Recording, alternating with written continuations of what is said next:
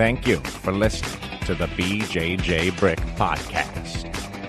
We'll be bringing you Brazilian Jiu-Jitsu and good times. We hope to flatten your Jiu-Jitsu learning curve, help you get the most out of your grappling ability, and meet your goals both on and off the mat. Welcome back, my friends, to episode 217 of the BjjBrick Podcast. I'm Gary. I'm here with my partner in crime, Byron. How are you today, Byron? Gary, I'm doing great. We have been described by many person as the queso and salsa of the BJJ and no-gi podcasting world. Well, I'm definitely the salsa, yes. Because I'm a little bit spicy. I would have to say you're kind of cheesy, so you'd be the queso. Dang it. Well played, Gary. I do tend, if I have both in front of me, I don't know how to phrase this without sounding weird already, dip into both. But I do prefer the queso over salsa, typically. You prefer queso over salsa? Like, if I have 2 cups of it, the queso will get hit a little harder. I mix them, too. Yeah. I have heard a story that you actually drink queso. Is that true? That is not a true story. Okay. It's just one of the many myths that are surrounding this podcast. I had heard that you like to drink queso, and I thought it was a little strange, so I figured I'd ask you. I do have some great information for you, though, Gary. Craig Jones is on the show. Awesome. Craig Jones, I think everybody, unless you've been under a rock, has heard about Craig Jones, the remarkable run he had this year at ADCC. So definitely it's great to have him on the show here today. Yep, we get into discussions about that, and even more interesting for me is, Craig, what are you doing, down there? How are you training, and what are your ideas towards, coaching students and just getting advice from the guy? Great interview coming up, my friends. Definitely don't miss it. Gary, I've got a little podcasting desk here with a computer, and my desk is actually quite cluttered at the moment. And I'm looking at this, I'm like, man, it's kind of a mess. And it reminds me of jiu-jitsu sometimes. If I'm rolling with somebody and I have no clear direction or my head's kind of all over the place, I don't do as well than if I have like a set goal or target to get to, or just having that clear frame of mind is this is what I'm going to try to do. Let's do that. Looking at my desk, there's a camera bag, there's a t-shirt, there's a jiu-jitsu book, there's some mail, some podcast interview stuff laying around, a glass of water. I got like tons of stuff on my desk, and it's very cluttered and it's confusing at times if I'm trying to find something. I think that you look at jiu-jitsu, if you can clean it up, take out the stuff that isn't like your best stuff, at least when you're wanting to compete or to perform well, because it is important to kind of experiment and learn some other stuff as well. But take off some of the clutter and really focus on the main parts of your game. That is when you get some really amazing results. Too much clutter, Byron, is never a good thing. I sit there and think my desk at work is always filled with clutter, but I do know where everything is. That's true. Yeah. So I guess it's kind of, one man's clutter is another man's not clutter. Yeah. If your desk, when you got there, let's say you had spent the day before cleaning up and making it perfectly clean, and there was like one task on the desk, one set of papers, or you like, and you got there, you would say, this is what I'm doing right now. And it would scream, like, that would get your attention. It's like having an empty inbox in your email. It's where you focused. And I think that's easy to kind of look at jiu-jitsu on that and say, do you have focus on your game, or are you just trying random moves all the time and not trying to string anything together? You have no organization in where you're going. I do think, I definitely am one that lives by the messy desk lifestyle as well, Carrie. But I think I'd be a little more productive if I think the hours spent in my chair working on the podcast or whatever would be more efficient if I had a better system and had a little more focus when I sat down and didn't check Facebook first thing or anything like that. Well, I know we've talked about this a couple times, but that's why you send me an outline for each and every show. It kind of gets rid of the clutter. we could talk about what we're going to talk about beforehand, but we're going to forget half of it. There's going to be no rhyme nor reason. And the same thing with our podcast show notes. It kind of keeps us on task, kind of tells us where we're going, and reduces the clutter. Hopefully, it produces a better show. Yep, it's important to get the most out of your time on the mats. And if you're in your first year of jiu-jitsu, I've got something for you, my friends. It's called Your First Year of Brazilian Jiu-Jitsu audiobook by yours truly. And this book has been a staple of the BjjBrick podcast, and really helping people get into that first year and get the most out of that and get on the right track. Everything from finding the right gym to what to expect and to what you're going to be doing your first month of training, all the way up to if you want to do a tournament, what to get out of that and how to get ready for a tournament and to do well. It's a little over 2.5 hours of content. It's $11.99. It's very similar to a podcast, but it's more organized, unlike my desk. I really have chapters laid out and really just get to the point and really want to help everybody get better. There will be a link to it in the show notes or on the website. Real easy to find. It's $11.99. The money that we get from that goes and helps keep the podcast going strong, my friends. So thank you so much for that. There's also a thing on there where you could donate a little bit more. That's been happening more and more. Definitely appreciated the people that kick in a couple extra bucks. Byron, I did want to let you know, Byron does have another audiobook, 6 Games for BJJ, which if you listen to the show, we probably talk about it every other week. But, I always kind of make up games that didn't make it to the book. Yeah, that's my little thing I like to do to drive Byron crazy. But I actually have started playing that game Horse that I made up on the show with one of my training partners. We did it yesterday, and it has actually been working. So, Byron, I think when you edit the book, you could add Horse in there too.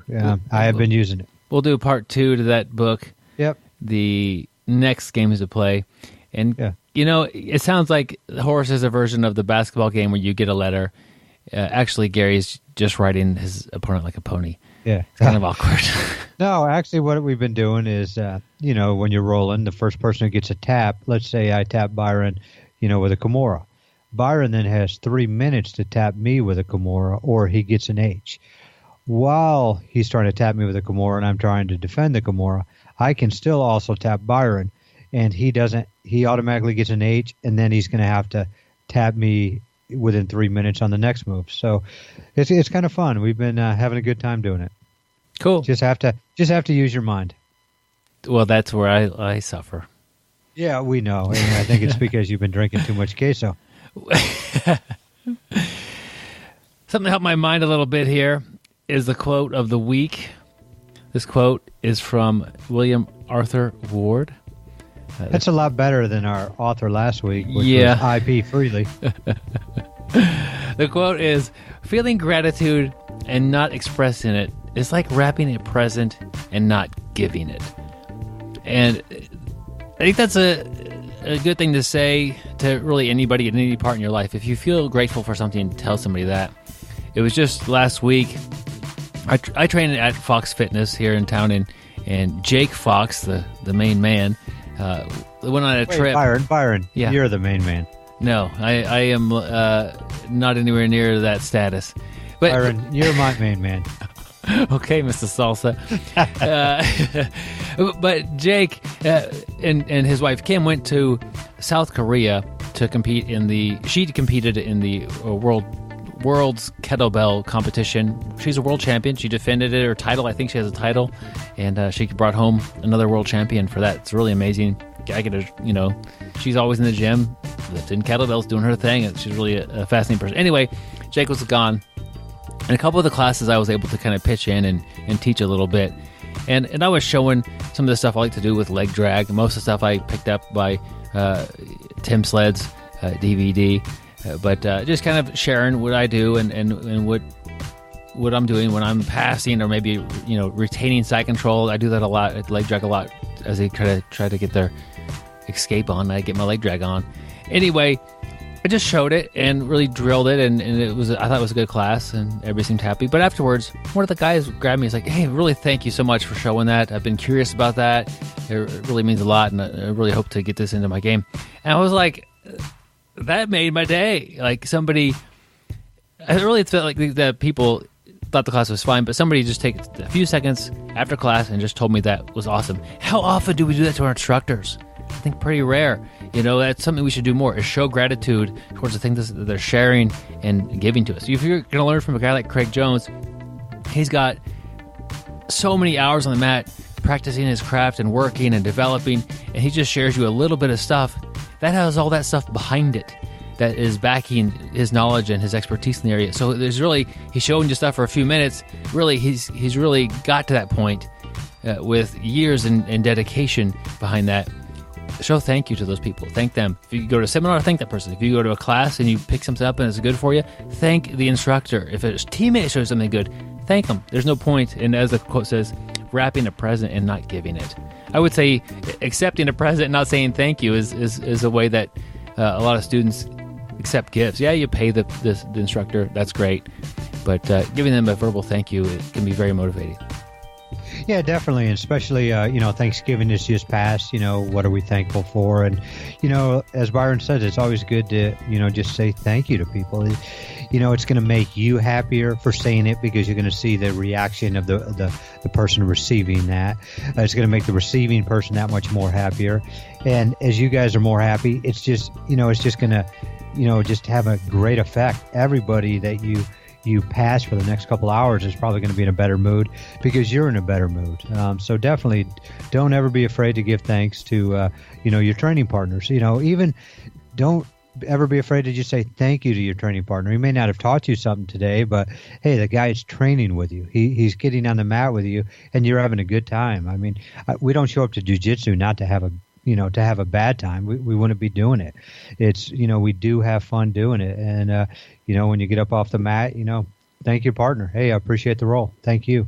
Yeah, I think that's something that we do here locally pretty well is after the roll, you thank the person and you accept the thank you and you say it back regardless of what happened. It could be, somebody day one versus, rolling with somebody who's been on the mat for 15 or 20 years.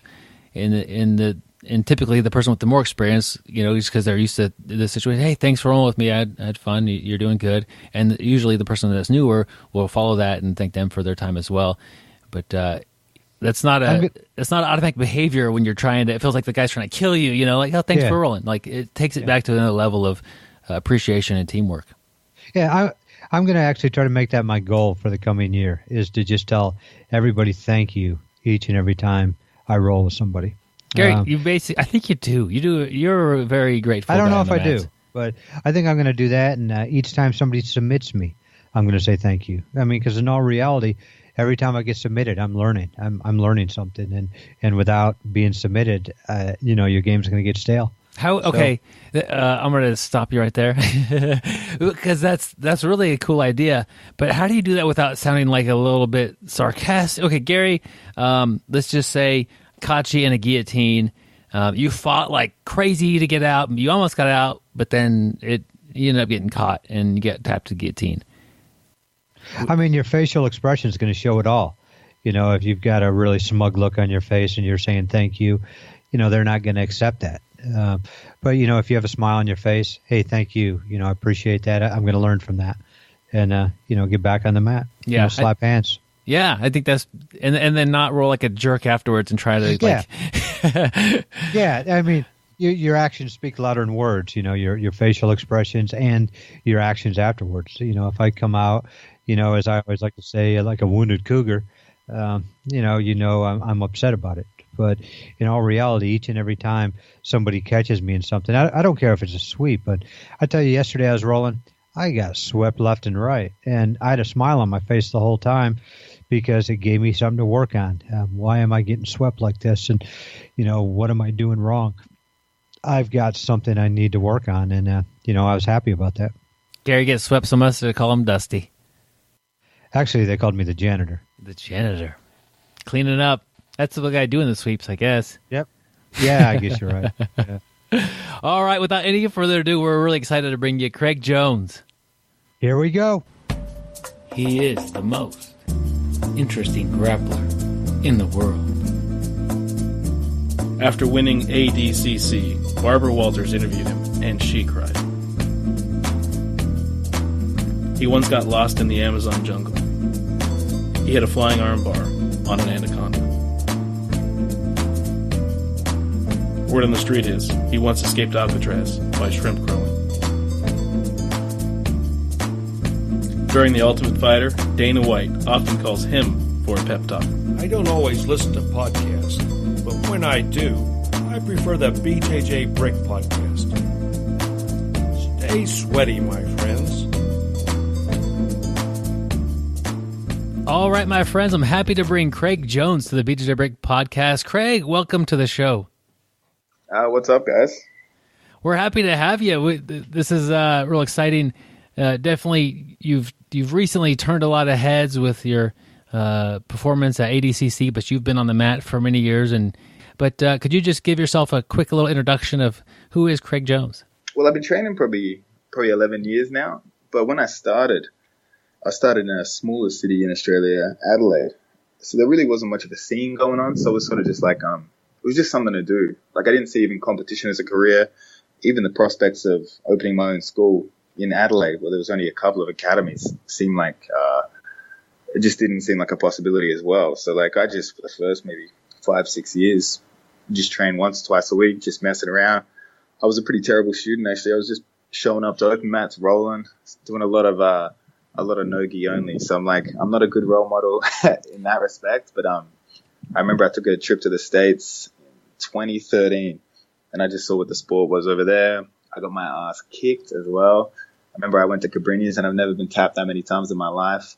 And I saw sort of how popular jiu-jitsu was there, and like I envisioned the same happening in Australia. So I really started dedicating myself to it, trying to get in on the ground floor with the scene here. I mean, we still had some successful guys like Kit Dale sort of paved the way for everyone, especially homegrown athletes.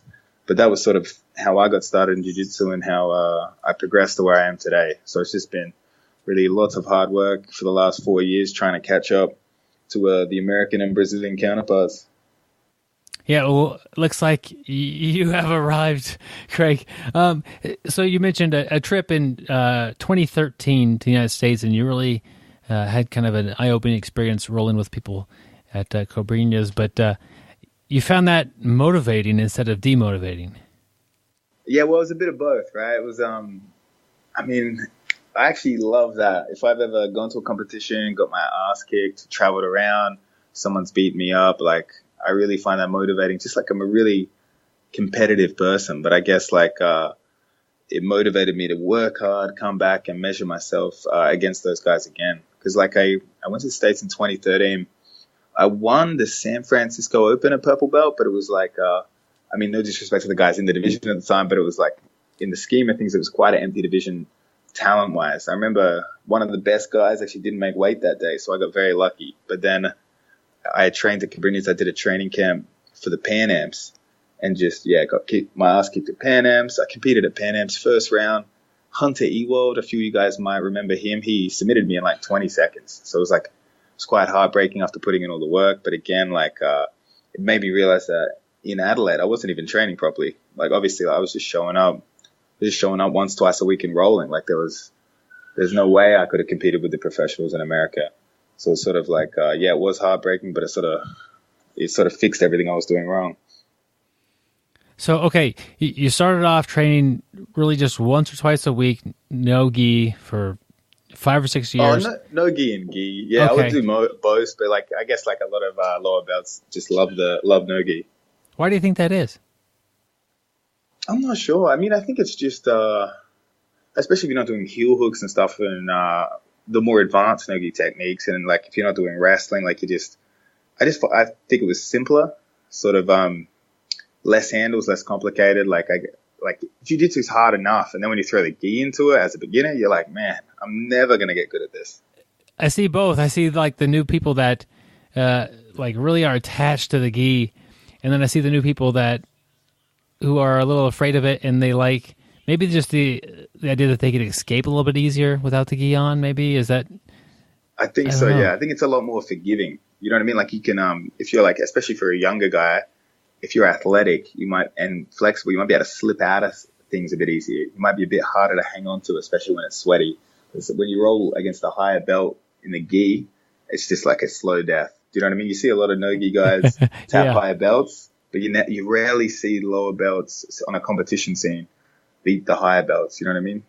I feel like the belts really mean something competition-wise in the gi, and in no gi, sort of anything could happen. Some of the other factors besides just flat-out skill, strength, speed, and endurance, and those kind of play in a little bit more so, perhaps, maybe. You'd be more to answer that than me, but yeah, I kind of pick up what you're saying, I think. Could you describe your game, the type of techniques you like to play, or maybe some of your strategy? Well, actually, since Purple Belt, I've probably been working on this Z-guard style. It's sort of like half guard. Like I found I never really liked playing the underhook half guard because I've always been a lanky guy. I guess like pretty physically weak compared to a lot of those muscly smaller guys. So I always found like if I tried to play underhook half guard, it was a rough time. I got a skinny neck, so I get guillotine, dust. So sort of like I like the idea of having the knee up there to keep some distance. But instead of the traditional sort of knee shield where you rest the knee on the pec, I found myself playing quite a low knee shield, so like right on the hip. And that's the main guard I play now. And another factor is I play it on people's weaker side. So a lot of people will pull half guard and knee shield, and they like to play it on the opponent's right leg. I like to mix it up and throw it on the left leg. I actually just did this because my first coach was left-handed and taught everything on that side. But in retrospect, I think it's very good strategically. Like it's great to play an offensive guard on a side people spend maybe 10% of their training time in. So I think that's led to a lot of submissions. But from that guard, I love like upper body attacks, definitely. I love the shooting a triangle from there off the overhook. I love attacking arm bars, using kimuras for sweeps. And then obviously no-gi submission only. I love the entries to the leg locks from there. I find it quite easy to get the single leg X position and make some cool transitions, even attack the inside heel hook on the same side as the knee shield. So to get this kind of straightened out in my mind, because it is audio, you're saying the kind of the funny side, the side that nobody really plays as much. So it'd be your right knee that's kind of blocking my hip movement. Yeah, exactly. Right? So it's like, so like I like to play the overhook on their left arm. And given that most people are right-handed, I find like I'm taking the overhook with the right. So I've got to, like what people would imagine, they think I'm strong or something, but I'm using my right hand overhook on their weak side. So like it just adds to the effectiveness of it. And are you left-handed or right-handed? Right-handed. So you mentioned that it was really your coach was left-handed, and your coach wanted to maybe work passing on that side, and so you developed your guard on that side. Is that right? Kind of. Like he was left-handed, but he would teach offensive guards on the opposite side to what people are used to. You know what I mean? Like he found it more comfortable on that side. I didn't even like at the time. I just sort of, you mirror your coach, right? And I've always been pretty lazy. So I've always been like, I've not tried to develop the same attacks on both sides. So he taught it on that side and I just practiced it on that side. Yeah. I'm thinking about just personally, on the mat for myself. I have guys I train with whose guard, if I try to go to my left, I can't pass that guard. But if I go to my right, a lot of times it is a little easier. And, the passes may be a little bit different for me from one way or the other, but playing to the sides definitely has a competitive advantage or strategic angle to it. Oh, for sure. For sure. I think that's why, like, I reckon competition, I would have hit the triangle choke on that side a stack of times. But had I applied it on the other side, I definitely don't think it would have been as effective. People would be more comfortable, more used to dealing with it. And you just kind of, you mentioned that you worked this guard because you didn't prefer the underhook half guard. I look at the underhook half guard, and I don't play that much either. I don't play that on purpose. If I'm working underhook half guard, this wasn't my plan A or B. I'm kind of in a bad spot. But you have to be tough. I mean, those guys, they kind of get beat on for a few minutes before they pull their sweep off, it seems like, and that's just not something that's real that fun for me. But you find this style of a Z guard takes away some of the negative effects of a regular half guard. Yeah, definitely. Just getting a different look on a different angle. You know what I mean? Like I agree with you as well. Underhook half, that's a grind. And like I think I'm quite lazy, and I'm like, it looks like hard work. I'd rather like trick the guy. Yeah. Take me to ADCC this year. What was your experience like? Maybe starting at the training camp and then getting there. All right, yeah. I just trained in Melbourne for it, and actually, like, jiu-jitsu is my obviously my full-time job. And when I say that, I mean I'm teaching classes, multiple classes a day. So my week would look like me and my coach Lachlan Giles both qualified. He qualified at 77, and we would train a good hard 1 hour to 90 minutes every day, and like that's just super hard training session. And we adapted those sessions to focus on a lot of wrestling. And actually, I didn't actually use any wrestling at ADCC, but we trained towards the rule set. We put in specific scenarios of ADCC in terms of like, we would train as if it was past the halfway point where points were in and you couldn't sit guard, coming up with sort of strategies for that. But yeah, just one hard session a day. And for me, I fitted in a lot of strength and conditioning because although I qualified 12 months before the event, and I did the 88 kilo division trials, even though I was about 80 kilos. So what's that? That's about 18, 19 pounds underweight, I think. My math could be off. And my coach Lachlan did 77. We had a fight in the gym and he beat me, so he got to do the 77. So I spent a lot of, after qualifying at 88, just stacks of time trying to pack on the weight because I learned my lesson. I did the same thing last time. I qualified in Korea. I avoided the 77 kilo division because Lachlan was in it, but I didn't actually put on any weight. So when I showed up at ADCC in Brazil, not only was I a purple belt, but I was 80 kilos. And first round, they gave me Romulo Bahal, who was the previous champion. So I was like, after that experience, I was never going in underweight again. He Kimuri'd me in like 2 minutes. I'm surprised I lasted 2 minutes, actually. But yeah, in terms of the camp, it was just one hard session a day. And then we arrived on the Thursday pretty late. It was a pretty long flight from Australia. Australia's very far away from everywhere, sadly.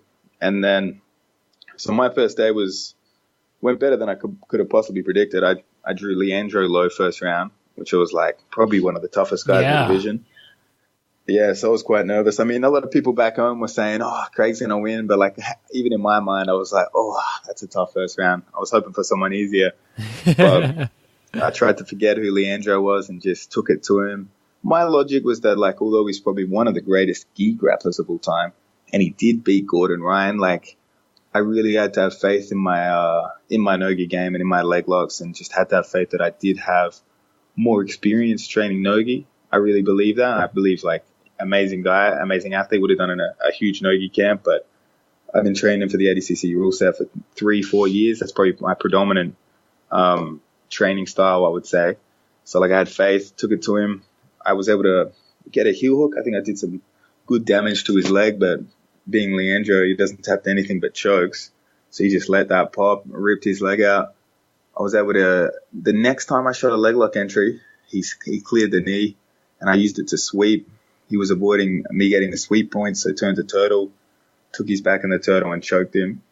And then the second round, Murilo Santana, who a very famous guy, probably not as famous as Leandro, but definitely one of the toughest guys in the world. And given his low passing style, I knew it was definitely going to be a tough matchup for me, even after having beat Leandro Lo. Like I knew Murilo incredibly tough, but I came out against him and I felt like he was a bit worried about the leg locks. He wouldn't commit weight into me like I've seen him do against a lot of opponents. And he actually, as I shot for a leg lock entry, almost swept himself. And then when I was playing on top, it was before the halfway point. So if you're unfamiliar with ADCC, there's no points at the start. So when he shot up for a single, I was like, I'll try the flying triangle. Shot it off the overhook, landed it. If I didn't land it, I would have been back playing guard where I probably wanted to be. So it was a crazy first day. Day two, not as good. Keenan beat me up. And then I had a real close one with Xande. And I ended up trying to shoot the flying triangle again in the points period. But he turned that into a takedown. Sadly, lightning doesn't strike twice. And then that was it. Lost the bronze medal and jumped back in for the open weight where I fought I heel hooked Chael Sonnen, and then Gordon Ryan got me with the arm triangles. So it was good. I got to fight pretty much the best guys in the 88 kilo division. So I didn't get to fight Gordon in the division, but I got to have a match against him in the absolute. Wow.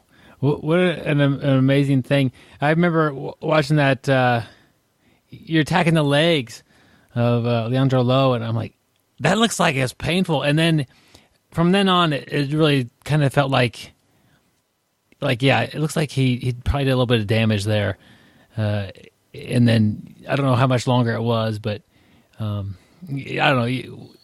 It's I don't know. You hate to see a guy get hurt, but if you get hurt and then you can't really compete like you would normally, you probably should have just gone ahead and said good enough on the leg lock sometimes. But I don't know. At that level, guys don't like to tap to stuff, and I guess that's why they're at that level. Especially to an unknown gringo, right? Do you think no one wants to tap to an Australian? Do you think he knew who you were? I doubt it. I mean, I wouldn't imagine. Like, the only other success I've really had that got any attention was a couple of leg locks at EBI. But I mean, I doubt Leandro Lo watched EBI. He only found out who he had the night before. Maybe he watched it then. Yeah. But I think I watched his match with Gordon. I mean, I tried to study it. Yeah. I tried to work out some things to do, but like I couldn't really see any openings. But I was trying to play shin on shin with him and elevate to single leg X and attack the legs there. But I couldn't get like, he's very good at that penetrating step in between my feet, and obviously amazing knee cut to back step. So I had to play a modified De La Riva. I knew De La Riva wouldn't hold him, so strategically I was like, I'll go for the De La Riva footlock grip to slow him down a bit. But I mean, it was quite a trip facing Leandro, because like when I did do a lot of gi, that was probably one of my favorite guys. I used to study his stuff like crazy, his Toreando passes, knee cut passes. He's had some of the best matches I've ever seen in the gi. He's not an amazing like finisher, but like he's one of the most exciting guys to play the game, I think. Watching some of your matches, I'm thinking that you are an amazing finisher, though. Coming from the way you play your game, very attack-oriented style, it seems like. Yeah, definitely. It's funny. I try and teach anyone I teach, especially the lower belts. I'm always like, guys, you got to go for the position and then the submission. But then they watch me compete, and I'm just doing all the wrong things, I guess, but making it work somehow. Like just really going for subs nonstop. A lot of guys say they go for the sub, they lose points. That's definitely me to a T when I have to compete in points tournaments. Dissect that a little bit more for me. So are you trying for stuff from your guard that often gets it passed, or what's happening that you're getting kind of hit with losing some points going for stuff? I guess just top and bottom. You know what I mean? Like you see the Kimura trap on top or something, you shoot it, they end up sweeping you off it, or like, again, get past. I think I've been doing this style for so long, like it's just attacking the submissions from guard, that definitely early my jiu-jitsu suffered for it. Like I'd be taking high risk moves from the guard and getting past. But I just didn't adapt my style, and I think my guard retention or failed submissions has just improved a lot. So I think that's what saved me. Spending enough time in those bad positions where you miss the sub. Everyone's been there. You shoot the triangle, you get stacked past. You shoot the triangle the wrong time, you know what I mean? Yeah. But I wonder, looking at your game, you like to play half guard on the kind of the opposite side, attacking at times that don't seem conventional. Do you think that throws people off as well? For sure. When I take that overhook on the weak side, it's just like if we switch sides and I was attacking the overhook, they would see the triangle a mile away. You know what I mean? It's something they felt a million times, but attacking on the weak side, they feel safe when they're not. So yeah, that saved me. But I mean, I couldn't get it. Like I was trying to get Leandro to come down into my Z guard, but I just couldn't get him down there. Like he passes very head high, so it was quite challenging to get into those areas I wanted him to. So how long was between those two matches? Was it? So when I got the feed, it was like already over. It happened in the middle of the night, 2:00 in the morning, and they were all already done. So it was 10 minutes go by between those, or was it longer or shorter? A fair while. So they did the way ADCC run it is they would do every first round match of every weight division, starting at the heaviest through to the lightest, and then they start again, heaviest guys second round through to the lightest. So it was quite a while. Actually, coached Lachlan in between my matches, so like he had a 15-minute battle with JT Torres where he ended up losing by 2, but it was a real close match. So I mean, I had time to coach that, go back, warm up. It was definitely allow you a lot of time. So he probably observed some of your game, and that's why he wasn't passing the way you thought he would. Yeah. I mean, it's funny I had to face those two guys because like I mean, everyone's seen the BJJ scout videos on those guys. Like, I've studied those guys so much. Well, that's definitely an advantage. You're at the level where that happens, where you could scout out your opponents and learn about them before you hit the mat with them. But yeah, for sure. That's not a common thing for people. Not at all. Actually, it's funny because I study them to steal their game, not to beat their game. That's always been the point I've been at. You know what I mean? But now, after ADCC, I'm probably the level of the amount of high profile match offers I've been getting. It's like now I have to study them to beat them. It's funny how things shift so quickly. Yeah, that's an interesting shift that I haven't really thought about. 99.9% of us are looking at someone's game like yours to try to figure out how to make that work in my game. How does my half guard work backwards, and how could I get a good overhook on that side? And really, once you get to the same level as somebody, you need to be looking at, well, if they're doing that to me, how do I pass that guard on the wrong side and avoid it anyway, or whatever. It's an interesting switch that you make it once you start observing your actual competition. Yeah, definitely. It's going to be a big adjustment. So when you competed at the lower levels, did you just go in and just see how it just focus on your own game versus really worried about other people because it was harder to scout them out? Yeah, definitely. I mean, it's a catch-22 with scouting, right? I mean, at a lower level, you might see the bracket, you see your opponent, you look him up online, he sees really, really good at one thing. And that happens at the lower levels a lot. Guys are very, not one-dimensional, obviously very good in other areas, but they're very good at something. And you go into the match and you're like, I've got to avoid that area. And it's actually comes to your detriment. So you don't actually implement your game because you're worried about one aspect of their game. That was a big factor back then. But nowadays, I guess it doesn't matter so much because the guys you face at black belt, quite often they're so famous, you know their game anyway. Yeah, it would be like like somebody looking at you and say, okay, I have to avoid the Z guard, and so you have somebody who's a very good guard passer decide to pull guard against you, and then it's like, well, their guard's not their main thing, and so you're passing a guard that's really not their best thing, and it worked against them. I think you got to be very, very careful of that. So it's like even when I face the famous guys now, obviously in the back of my mind, I know what they're good at, and in a way, I want to avoid it, but at the same time, I want to be confident enough that I can implement my game anyway, and it's going to work. Do you know what I mean? Like, yeah. Murilo Santana, obviously one of the best guard passers in the game, but I have to have faith that the Z guard will work. You know what I mean? If I played it any other way, it might be to my detriment. And that happened a lot for me at lower levels. So I'd look up a guy in the bracket at purple belt and be like, oh, I got to avoid this. And maybe it meant that I played a game that was different to what I'm used to and I lost. So I tried to start just not really looking up who my opponent is, not even look at the bracket really. You know what I mean? Like try not to care about that and have faith in my own jiu-jitsu. Yeah. But that's definitely a skill because as you get up and up in the ranks, you begin to know who people are straight away. So it's like, it's like a mental obstacle. I guess the first time I fought Homolo, so terrified. There was no chance I would beat him. You know what I mean? I have to be pure luck. But these days, it's like, I think it's a skill and it definitely takes practice. Some guys, straight out of the gates, they start fighting the legends and they win straight away. I don't know how they have the confidence to do that.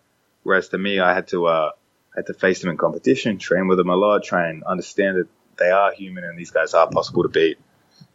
Wow, it's really cool to hear you talk about that transition from going from really good at jiu-jitsu to top of the food chain, competing at the world stage, and what that's like. That's just really a fascinating step to make. Yeah, it is a crazy step. I mean, if you're dedicated to competition, you always think one day you're going to be on that level. Like you think it, believe it. You try and believe it, you know what I mean? But you don't actually know if you ever will make it to that level. And then when it happens, it is, a bizarre experience, bizarre shift in everything, in every aspect. Yeah. I think that's like you're saying, I've got to throw my Z guard at him and see, if it works or if it's going to work against that person. I think that's something that we could all do at any level. If you've got a good butterfly guard or, a good, knee cut pass, whatever, if you can get to your game and it works, great. And if it doesn't work, well, then that person is going to beat that part of your game. And as long as you're able to try, if that's your strongest part of your game, well, you fought a smart match and you did your best, but they were just better than you that day. And so I think that kind of having that idea of, once I get to my part of my game, I'm going to hit them with everything I've got. And if it's, if they're that much better than me and I got nothing on them, well, then it's not my match today. Lesson learned. But just to walk in there with the confidence of my game against their game, let's see which one works out better. And I know my game is good. Yeah, 100%. So, I mean, I think it's the same way you gotta approach training. I see a lot of guys in the lower levels, like especially blue belts, they start to get good at one thing or effective at one thing, and they're happy. They're like content with that level of success. That obviously no one enjoys being tapped, so they just stick to what they're good at, constantly trying to smash the white belts. You know what I mean? But it takes a certain type of person to get good at something and then maybe try something new. Get tapped by guys, fail at things that fail against guys that they would usually beat if they play their A game. Do you know what I mean? And those are the guys that take it to another level. And doing the same in competition, I think, applies as well. You know what I mean? If you're confident in your butterfly guard and you face someone that you know is a really good guard passer, there's no point hiding from it. Do you know what I mean? It's time to really test it out. Yeah. Because everyone loses, right? I mean, apart from Rafa Mendes, probably the guy that's lost the least, but he's not human. We don't count him. Yeah, I think the easy example for me that I've seen many times is somebody who comes in as a really good wrestler. They get their guard passing down, and they end up having a pretty good top game. End up becoming a blue belt, and somewhere along that blue belt level, they decide that they're going to work on their guard. And of course, their guard isn't any good. They get passed, they get in trouble, they get their back taken, they get smashed more. But if they could keep working on that guard and not worry about getting beat by somebody who they could just take down and pass easy, that's how they're going to develop their jiu-jitsu in the long run. Yeah, 100%. And that's actually my coach, Lachlan Giles, told me that I think the most. I see him in the gym even today, and he played his A game in the gym, probably wouldn't get tapped by anyone. But if I see him get tapped by anyone, for the rest of the round, he doesn't avoid it. He puts himself straight back there. So say the guy's got a good closed guard, he goes into it, gets tapped. It'd be easy to just step aside and try use your A game to beat that guy down, sort of walk away with that moral victory. But he goes straight back in there, tries to figure out what the guy did, even if it means he gets submitted a couple more times. So I think that's one of the most important things in the game. That's obviously one of the most painful things to your ego. Yeah, and that's why that ego could be such a big obstacle with getting success on the mat. Definitely. What was the transition from training a couple times a week, pretty casually, but wanting to be good, to really picking things up and taking this as a serious activity? Well, the transition was just that trip to America, really. Like the gym I was training in, I was young, I was sort of athletic, so a couple times a week I could still be at the top end of the gym. So I could go into the gym and beat up those guys. And a lot of guys that have never traveled might be at a lower level school, but they believe their school's like one of the best in the world. So it's like I trained there. The guys would always say how high level the gym was. I'd never traveled, trained anywhere else. Like in that gym, cross training wasn't allowed in the city, so I never really got exposed to anything else. So I sort of was young, had this idea that I was at the higher level of a gym that was a high level gym. But I would be training twice a week. And then when I went to the States and got painfully reminded how that wasn't true, I came back and was just like, I got to dedicate myself to this. Like I was doing a psychology degree at the time. So I completed the degree, but didn't go into a placement to become a practicing psychologist. But I was like, I wanted to get good at jiu-jitsu. So I just dropped that off, took a part-time job and just trained every day. Like even when there weren't classes on, me and my friend Lachlan Warren, we would just be in the gym watching instructionals, practicing moves. At the time, it was sort of like the berimbolo had just come. Well, it had been out for a couple of years. It hadn't really hit Australia yet. So I went over there, got my back taken with that a bunch. So I just came home and just maybe even 6 to 9 months just drilling berimbolos every day, trying to figure it out, strategize to come back the next year. So that was really the shift. It was sort of I guess you say don't have ego, but I guess it was ego driven. It was like, oh, my ass kicked, I wanted to go back and do well. Yeah, I think so the ego could be a good thing and a bad thing at the same time. If it's motivating to train harder and get better, that's definitely a good thing. If you went over there, you got your butt kicked, and you didn't want to have that experience on your ego again, there's an easy way to not have that, and it's just to avoid it. Yeah, very, very, very true. So that was kind of a little summary of your ADCC experience. So what are your plans maybe for next year or the times ahead as far as grappling, jiu-jitsu, MMA? What do you have that you're looking at? It'll still be jiu-jitsu focused, okay. But right now I've been teaching a lot, like here in Melbourne. Like, I mean, I say it's a lot for a professional competitor, I guess, but I've been teaching every morning at 6:30, a couple lunchtimes a week, and a couple nights at one of our other gyms in Collingwood. So like, and teaching privates and stuff, trying to make enough money to support the lifestyle. Obviously not getting rich, but and trying to balance that with training. So like, I know if you're not competing, teaching is the dream job. But when you're competing and you're trying to train professionally, it's just like any other job. It does get in the way of your preparation. So like with the ADCC, and I got a little bit of fame, I guess, in the jiu-jitsu world because of that. It's opened the doors for like better sponsorships, seminars. I mean, even putting the price up for private. So my real goal is to cut back the formal teaching and spend more time as dedicating myself as a proper athlete. You know what I mean? Like it could be easy to, like, especially in Australia, just to start a gym and start teaching full time and try and make money. Even if, like, obviously I didn't win ADCC, but build off the names of the people I beat.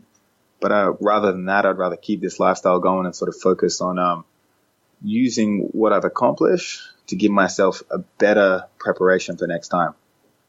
So that's the focus. And using ADCC, obviously I've had, the plans are some super fights. I can't talk about who the opponent is, but I've been talking to Polaris for a big matchup next year. In terms of this year, I've got the EBI Openweight tournament, and I'll jump back into the IBJJF for the No-Gi Worlds.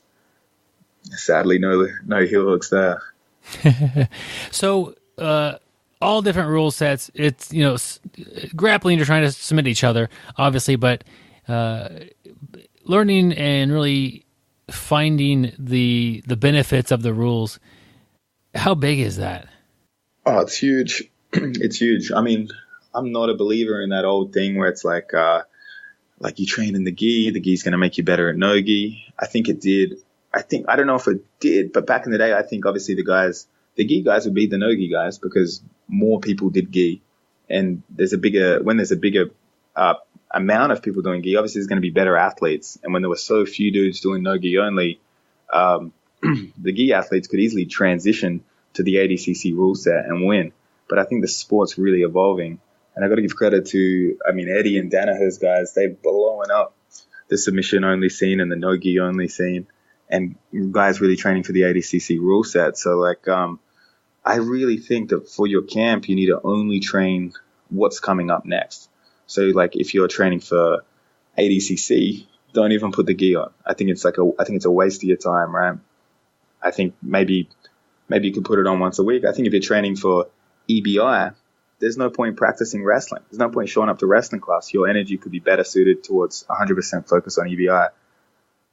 So that's how I really do it. Like whatever's next. Well, say I might have a couple tournaments lined up. So say like I've got EBI Absolutes. I might be doing an ACB tournament in Russia, and I'll have the No-Gi Worlds at the end of the year. So like whatever's next is the exact rules that I prepare for, and I think about enrolling. That's the way I structure it. Yeah, it seems like there is a transition where you basically described it as the vast majority of submission grapplers, jiu-jitsu athletes are training with the gi on. So sure, when you get them doing competitions without the gi, the really good guys are also wearing the gi, so they're also doing great without the gi. But people who just focus on that no gi over time, that talent pool is also growing, and you're getting some really talented athletes that train for the specific sport that they're actually doing. Definitely. In 10 years, I don't think, all credit to what obviously Cabrinha did something amazing this year.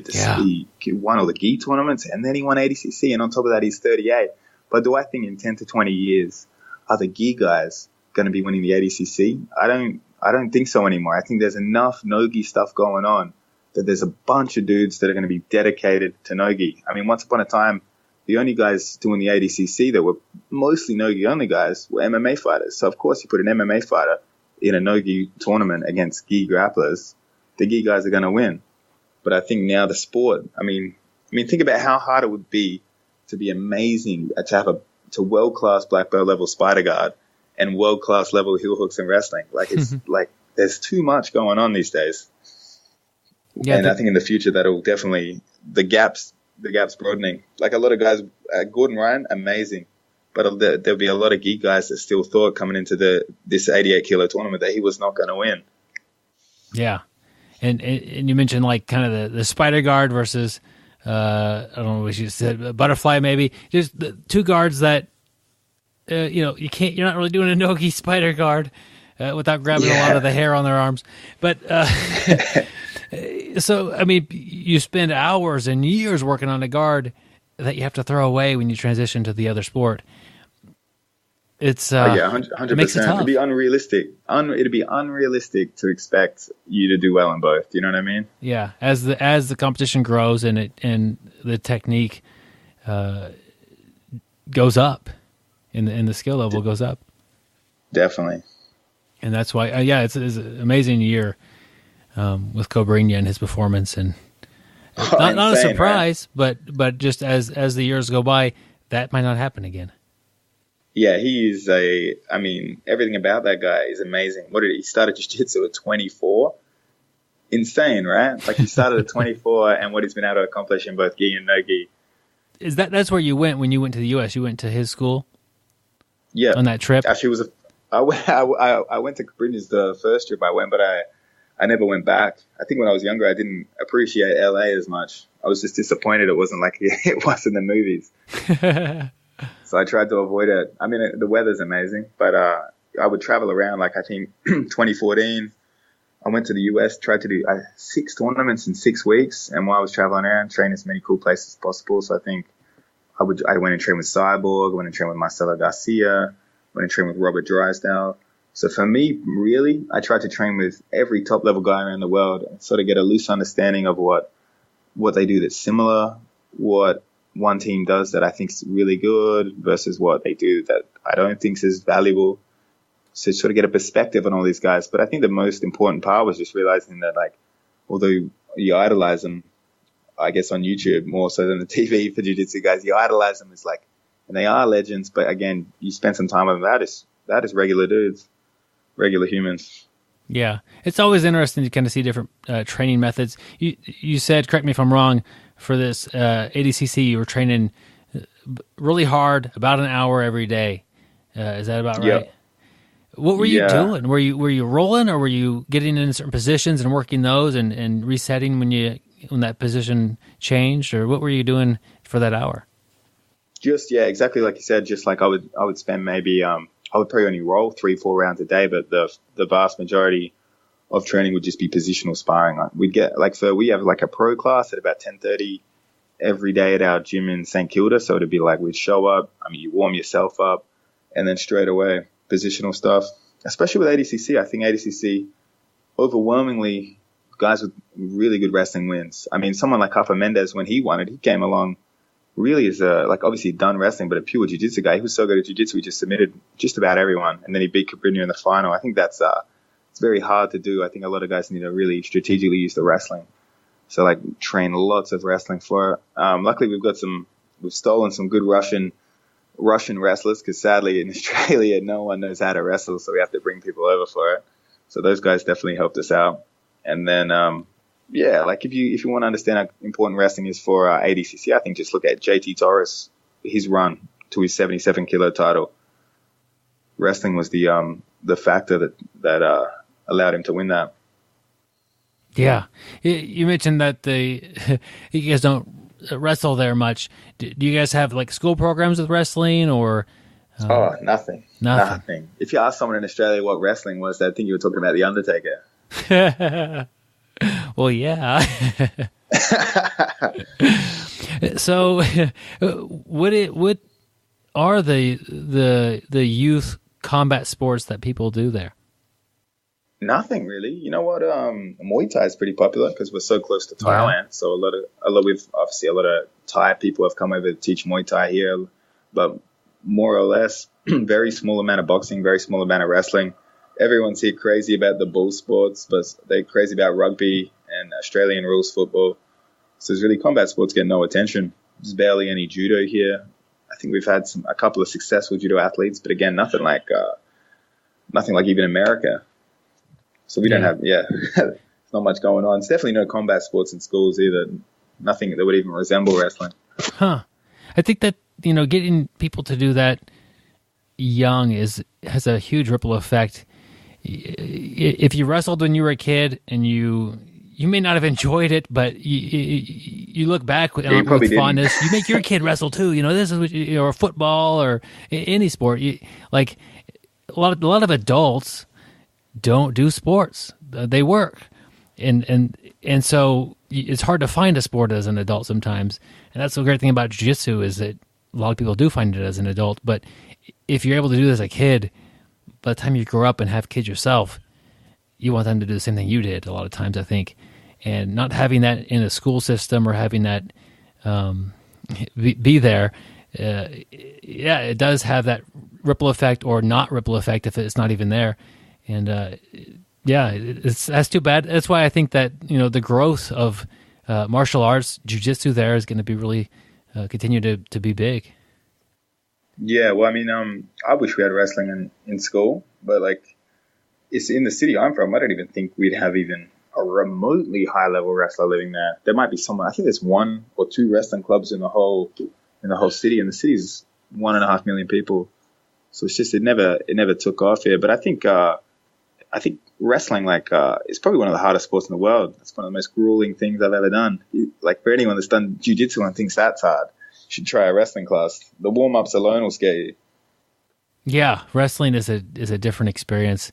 You mentioned that you're kind of a lazy grappler. I'm a lazy guy myself, but there's really not a lot of lazy wrestlers. It's going. You've got to push the pace all the time in wrestling. Oh, 100%. 100%. You can't take a step backwards, really. Yeah. And they're different, but they're both they're similar. You mentioned also that you did quite a bit of wrestling training for ADCC. So what does that even mean? Is that working on takedowns wrestling, or were you actually working for top control and not letting them get back up, or what do you mean by doing wrestling training? Yeah, well, I guess I mean just takedowns, battling for takedowns. But the coaches we had are quite I'd say definitely wrestling specific coaches. One of the coaches has trained jiu-jitsu a long time, but there are definitely moves you have to pick and choose. You know what I mean? There's some moves in wrestling where I'd be like, I couldn't do that on the jiu-jitsu mats. So that's been the battle. He does train jiu-jitsu. He's pretty good at jiu-jitsu, but obviously not to the same level as me and my coach. So it's sort of, what was cool is it was sort of he would be trying to show us moves that he thinks works in jiu-jitsu, and we're trying to work back and forth. But even just learning wrestling, there's some things that those guys do in terms of grips and controlling the body that I'd never even been taught in jiu-jitsu, but they translate there. Ways to control the ankle so guys can't rotate. I found it very interesting. So I guess although it was grueling and horrible to train, I definitely found it very interesting watching, trying to learn things. I find myself on YouTube watching a lot of college wrestling matches before the ADCC. I've just been resting now that I've been lazy since the ADCC. Do you think you could you pick up stuff very well by watching it, even on YouTube? Yeah, I think if you watch it properly, right? I mean, anyone can sit there and watch a highlight reel. You watch any of Stuart Cooper's ADCC highlight reels, you're going to see some amazing stuff, but you're probably not going to learn anything. I think where you learn is you're watching a match where not much happens, but you're trying to identify any sort of grip battles they have. And then when there's a transition, go back, freeze frame, trying to see the progression. That's really how I like to learn things. Because to me, I mean, you go on Instagram, you see some moves, and you're like, there's no way that would work. So it's like, or you see some instructionals on YouTube. Anyone can put anything on YouTube. It's the old thing, like you'd be like, oh, I just don't think that move would work. But I love trying to pick up techniques that have been done in high level competition. That's where I really like to find some interesting stuff. Because I mean, directly in front of you, like say someone sweeps, let's say Leandro Lo, they sweep Leandro Lo. We're like 100%. I know that's a valid move. I know that's worth spending some time on. Yeah. So I think there's something that YouTube has a little bit of hard time communicating sometimes is you look at the technique and you break it down frame by frame, each little thing that happens. But what they're not seeing is you're doing positional sparring for an hour a day hard against somebody in that same position. And they think that, okay, if I learn the technique, I'll have it. But no, you have to work the technique. Or I don't know what these wrestlers are doing. You watch them do some really cool technique and you try to figure it out. But I think it would also be very beneficial to see what they're doing at training and see how they're developing that technique. Yeah, we need to spar. Yeah, that'd be good. About that, about the positional training. I started training with Kit Dale. Probably he started coming back on the scene in Australia. He had a break for a while, but about a year and a half ago, and I remember he told me.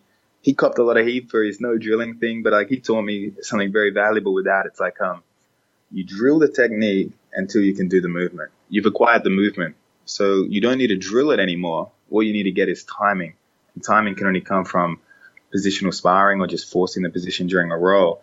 So I think like he makes a valid point there. Whereas if you did if you could do it, you could do a technique perfectly, but your timing was wrong, the technique wouldn't work. If you were pretty average at a technique, but your timing was perfect, it's still going to be effective. So that's what's really helped me sort of articulate how the importance of positional sparring. Yeah, and just the amount of with the kind of the dumb man drilling is, okay, I get in your guard and you armbar me 90 times, and we all celebrate the great training. With the idea of positional sparring is you start with an angle to the armbar and you work to finish it from there, and I work to defend it from there, and that is very effective compared to the idea that we just roll and we hope to get or you're hoping to get that angle to work that armbar. It may never even happen. So like putting yourself there to start with is a great way to develop, I think, that timing and to get those things. And I always find it fascinating to learn from people like you who aren't at like the biggest gyms in the world, training with 90 other black belts that have all won these major tournaments. You're having one thing I hear over and over again is positional sparring. We work on certain positions. We work on things we're going to be in, and we develop our game from there. And that's just, I think that should be something that people should really pick up on, even more than the technique you're using, because all the techniques, most of them are really good. It's just developing them in a way that is beneficial to you. Yeah, I couldn't agree more. And I think the amount of positional sparring you do is probably dependent upon what belt you are. So say like you're a brand new beginner and you didn't do any positional sparring, but you wanted to work a technique.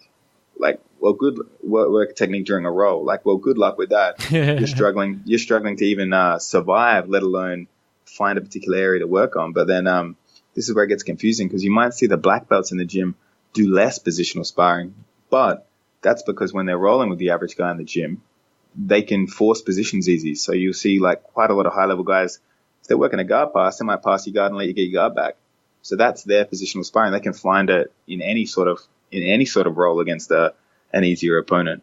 So I think that's where a lot of white belts get confused. They might be like, well, why are you telling me to drill? You're not drilling a lot. Why are you telling me to positional spar? You're not positional sparring a lot. You know what I mean? It's because I'm still doing it. I'm just not doing it in the same way. I'm not forcing it in the same way. Yeah, that's an interesting way to look at that. But yeah, that rings true over and over again.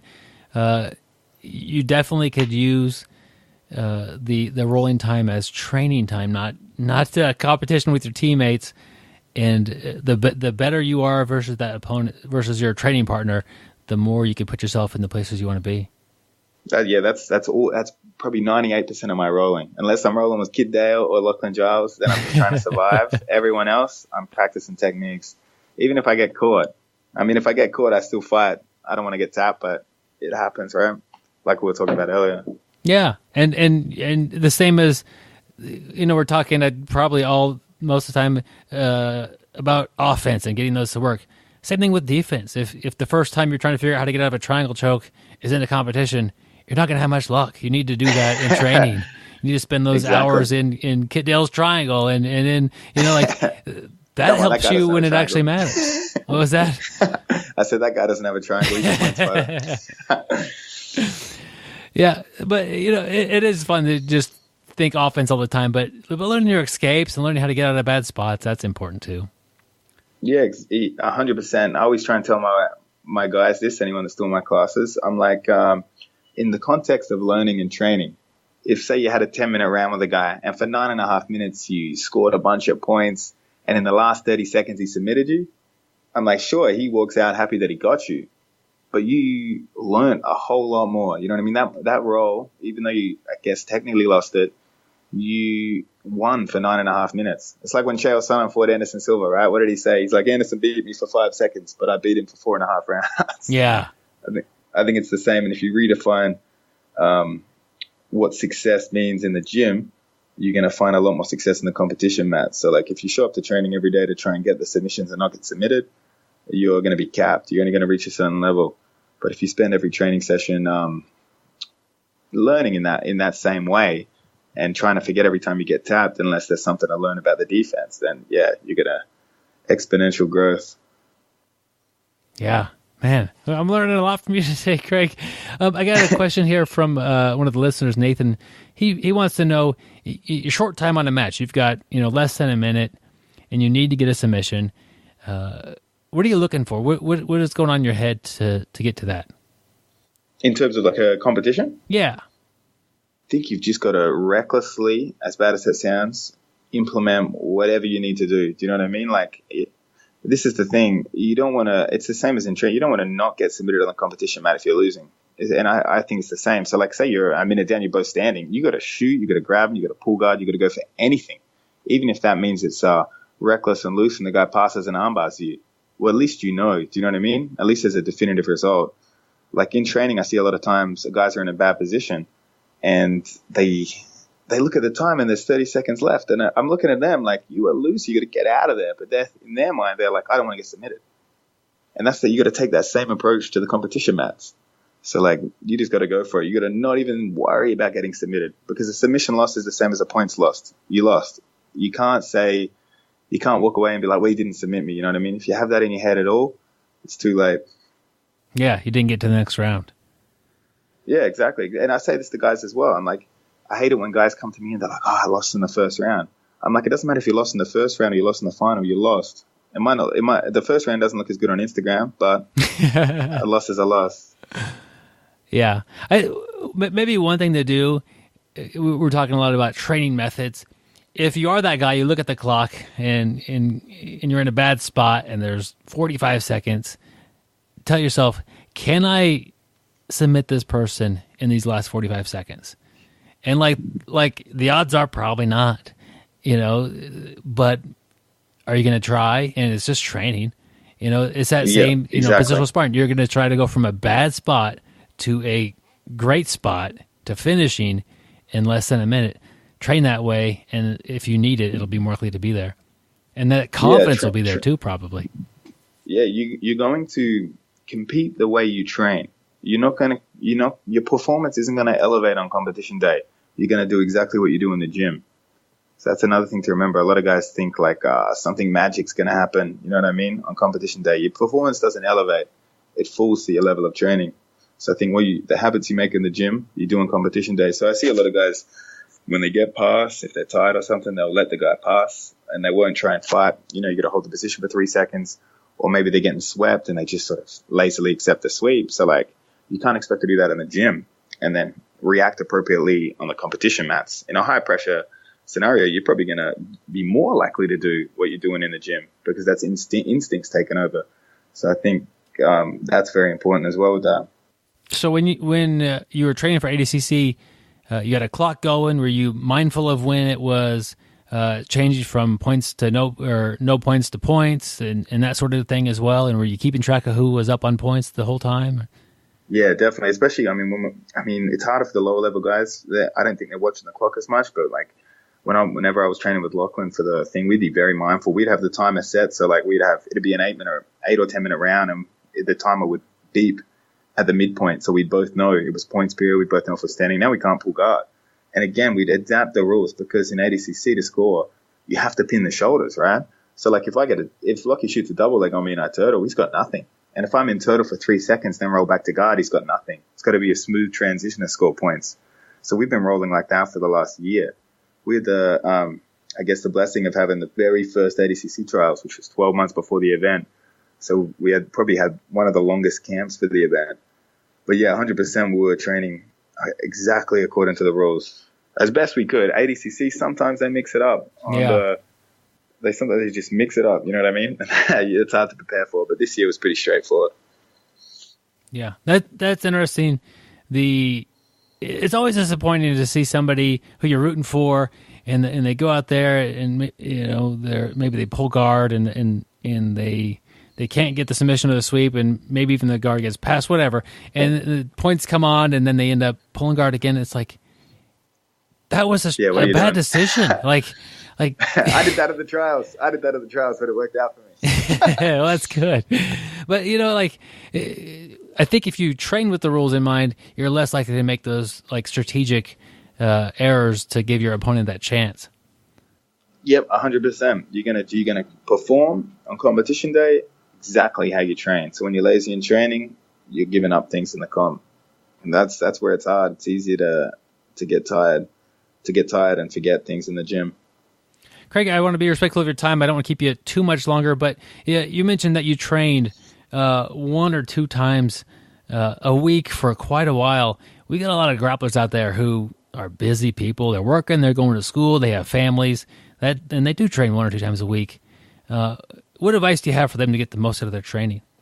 Just have a narrow focus. You know what I mean? Like most jiu-jitsu schools are teaching a new move every day. And I'm guilty of that as well, because that's, from a business perspective, that's what appeals to the larger amount of people. But if I teach you across knee pass, you're not going to be able to do it. You're not going to drill it for 5 minutes to be able to do it tomorrow. Do you know what I mean? You're going to have to narrow down your focus. If you're training 1 or 2 times a week, to acquire a technique might take up to 6 months. So I would narrow things down and be like, all right, if I'm on top, I'm doing this pass. If I'm on bottom, I'm using this guard. And that's the way I think you'd train. And as well, the less time you have to train, the more time you should focus on a pass or sweep drill or a first points drill. Because to me, if you look at a high level match, say for example, you look at an average black belt match, if the guy gets his guard passed, he's lost. Our match is 100% over. Either the guy maintains the dominant position or the guy gets his guard back. If he gets his guard back, the guy on top is going to be pretty tentative. It's very hard to submit someone that's tentative. So if you think about it in that context, if 90% of the battle is those first points, then you should spend 90% of the training time in those positions. So although it's fun, you won't get as many submissions and stuff. It's fun to go just crazy trying to submit each other, doing crazy things like a baseball bat choke and giving up position. You should be doing overwhelmingly pass or sweep. And again, in a high level match, if you sweep someone, there's a pretty good chance that you're going to win if you play it safe and control the guy. Because now it's up to the guy to make the next move, and in that, you might pass or submit them in some way. But if you think about jiu-jitsu like that, if you think about what the real battle is, it's not as fun, but that's the best way to spend your time training.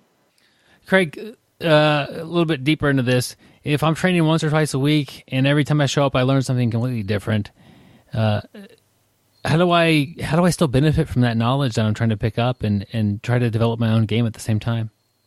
If it's completely different to what you're doing, you could write it down, try and save that memory for later. If you write something down, you're more likely to retain it. You could film yourself doing the technique and then put it on a database, put it under a folder. Maybe it's like, I don't do this because I train every day and I'm always working on things, but I would say like that'd be a good way to do it. Because maybe you say like you drill the technique in class, you can positional spar it and whatnot. But when it's time for your training time, you focus on what you're practicing. If you keep moving around to the next move, you're going to have trouble. And I would also say in training, one of the best things you can tell white belts is don't try and submit each other. Just battle for position. If I tell one white belt to just think about positions and slow it down and try and hold positions, and against the guy that's going wild for subs, the positional guy always wins. So I think that's definitely important in terms of that. So like if the guy teaches a technique, it doesn't mean you now are working on that technique. You can just put that aside. You can either disregard it completely. Maybe it's something crazy. I would just disregard it. Yeah. I think that's a situation a lot of people are in, is just, 1 week it's rear naked choke, the next week it's armbar from guard, the week after that it's a takedown, and it's a little bit difficult sometimes. And most of that information is worth knowing. It's just you can't learn it all and be proficient at it showing up once or twice a week. Remind yourself that there's a different spectrum to how much you are good at jiu-jitsu. There's like, if you could put it from 0 to 10, 0 would be you don't even know the move exists, and 10 would be like a world-class, technique that you have, and 5 is maybe you're proficient at your own level. And there's value to gaining that 1 or 2, the awareness of the technique, and that way you could kind of see it coming before it hits you totally on the blind side, write it down or do a little video and help you remember it a little bit. There's a lot of value to knowing things, even if you're not really good at them, just so you're aware. Definitely. Case in point, a baseball bat choke. That was something I would recommend you know, but I wouldn't recommend you go for it unless it's the Hail Mary or unless you're on top.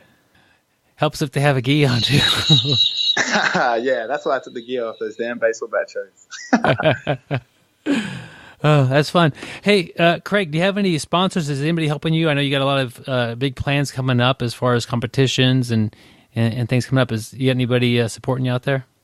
Yes, we got a gi brand. It's actually a strength and conditioning brand in Australia as well. It's called MA1 Apparel, so you guys can find that online. I've got a distributor for jiu-jitsu and MMA gear in Australia called Fire Life. I believe they're in Asia now as well. So like on that website, you'll find a bunch of gear. You also find MA1 stuff. And a tape company sponsors me, Saru Tape Company. So that's available in Australia as well for everyone listening down under.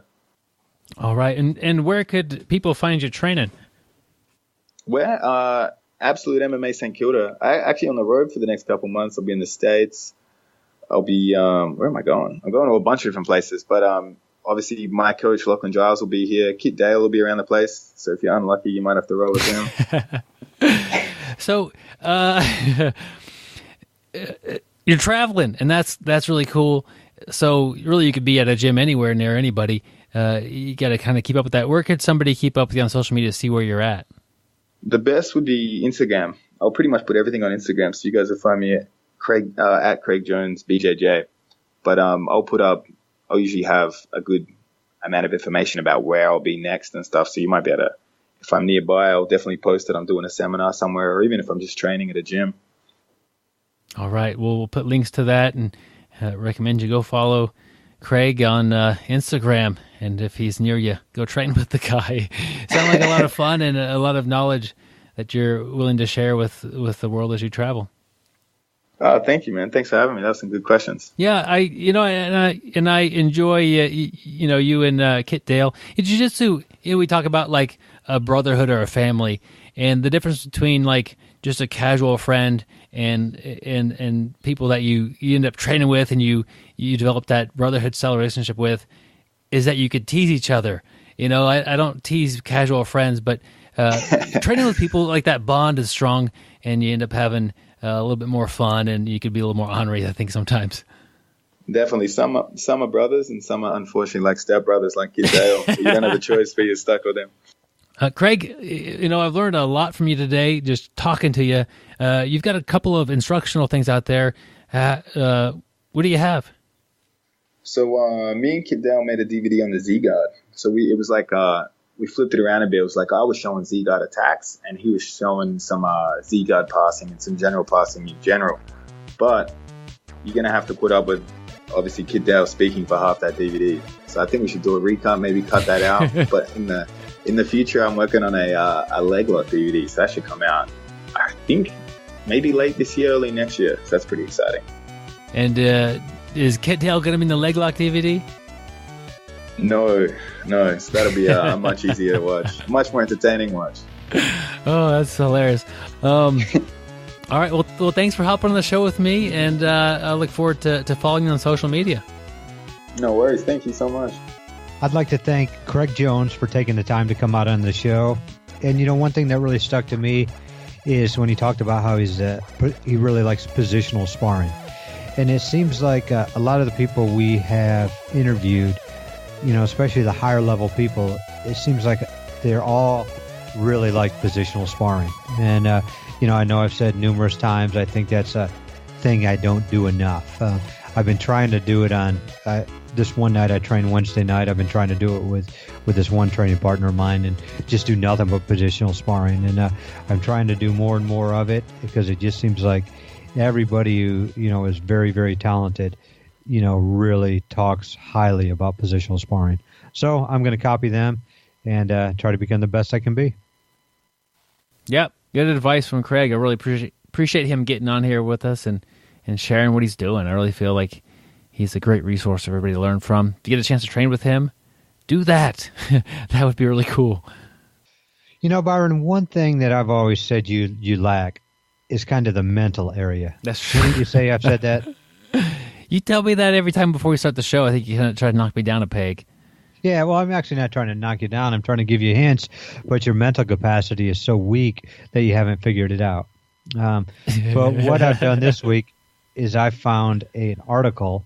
Well, actually, Byron found it. I don't know how he found it with his weakened mental state, but an article. The listeners send these in a lot of times, Gary. Okay. BjjBrick@gmail.com. Sportspsych.org. We have an article, The 9 Mental Skills of Successful Athletes. And this is by Jack J. Lessick, Dr. Jack J. Lessick. I'm sorry there. Yes. But mental skills are very important for athletes. We talk about, the physical skills, the speed, which Byron doesn't have, the strength, which Byron's lacking. That stuff. But now we're talking about the mental skills, which Byron is also lacking. And, so we definitely have to have the speed and the strength and the stamina, but the mental skills play a big part in there too. And I think sometimes people forget about, the mental skills. Yeah. A thing in here that's really cool. There are 9 specific mental skills that contribute to success in sports. They are all learned and can be improved on with instruction and practice. These aren't things that you're naturally born with necessarily. They're not things that you're leveled off at already. I'm already this good at this. No, these things that you can get better at, and you can learn them and develop these skills as well. They're not just natural abilities. So that's cool. Yeah. Yep. It gives me hope, Gary. I'm being such a weak guy. Yeah, it gives you hope. One thing you do have good is, this mental skill number 1 is attitude. You do have a great attitude, and what we all have to remember is attitude is a choice. And I mean, you think about the hurdles we go through during a given day, during a match out there, or in a given practice. We come up to a lot of hurdles, and a lot of times, like we were just talking about getting tapped out. I could be upset about getting tapped out, or my attitude is a choice. I can have a positive attitude and realize that by getting tapped out, I'm going to learn from that. We want to have a positive attitude. Negative is going to bring me down. It's going to bring my teammates down. It's going to bring my coworkers down. It's going to bring my kids and spouses down. So, I have to be positive. And like Byron said, that we can choose that. Another thing he talks about in attitude is pursue excellence, not perfection. And, it's so hard to be perfect. Nobody can be perfect with the exception of Byron. At least that's what he tells me. But, You're all over this one, Gary. Yeah. We just, pursue excellence. Try to be the best you can be. And, we're never going to be perfect. We're going to know that. We need to make mistakes to learn. We are going to learn from our mistakes and failures. But we're going to get right back up. We're going to keep plowing forward, and we're going to try to be the best we can. So definitely pursue excellence and have a positive attitude. One of the other 9 skills they have on here is motivation. Successful athletes are motivated. And one of the bullet points. So this is a huge article, Gary. But one of the things they have on here about that is realize that there are many benefits to doing a sport, not just the outcome. And I think on this podcast, we've been big about that for years. There are so many benefits to you being on the mat, not just winning a tournament, not just submitting somebody or whatever. There is so much else going on. There's friendships, there's health, fitness, there's it might even help you get a job. Like there is many things that jiu-jitsu can do that I can't just list them all off right here off the top of my head. But yeah, having the right motivation, being aware of the benefits that are coming out of jiu-jitsu or any sport you're trying to do, there's a lot of them, and it's not just necessarily winning a particular event. Well said, Byron. Yeah, I kind of butchered that. Byron the Butcher. Goals. To become a successful athlete, we have to have goals. So, goals are going to be short term, having, something specific at practice. Long term, which might be within the next, 6 months, placing at a specific tournament. We want our goals to be realistic, measurable, and time. We want to have a time on there. We don't just want to say, hey, we're going to be good at jiu-jitsu someday. When we also have to have, how are we going to get to these goals? If I want to, win a tournament or place in a tournament within the next 3 months, how am I going to get there? How many days a week am I going to practice? Am I going to do some flexibility and mobility movements on the side? Am I going to do some strength and cardio work too? Am I going to train at, different gyms? Am I going to, to get different training partners and just different things like that. So, I have to have it written down. My goals have to be measurable and, like I said, time-oriented and realistic. So definitely make sure you've got goals and commitment to those goals. People skills is another big thing to have that helps you. I think that's anything. Really big. That is big. That's, I didn't even say huge, Gary. But I can take this a million different ways. Skills with your coach, skills with the teammates, also off the mat people skills. Your family, your friends, other people, co-workers, whatever.